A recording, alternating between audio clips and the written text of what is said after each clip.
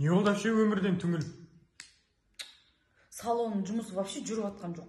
Турциядан киім әкелдім, біреу өтіп атқан жоқ қой, надоело уже істемеймін. Вообще, сен вообще инстаграммен дұрыс жұмыс жасап атқан жоқсың, білесің ба? Мен ана жолдас балам бар, SMM маман ше, сол қалай вообще барлығын үйретеді, кәдімгі фото, видео қалай түсіру керек. SMM маман да өзі инстаграммен қалай 200-300 мың табу керек екен, барлығы маркетинг, таргетингтің барлығын үйретеді. Соған қатыссай сен оқуында скидкамен жақсы қабылдап жатыр қазір оқуын. Соны оқып ал, сосын бизнесіңді дамыт сонымен. Қойш? Иә. Кәдімгі сол инстаграм қалай мен суретке түсіп барлығын үйретеді ғой, иә? Бәрін. Зор ғой, болды онда. Ты в меня так влюблена, я же вижу, но так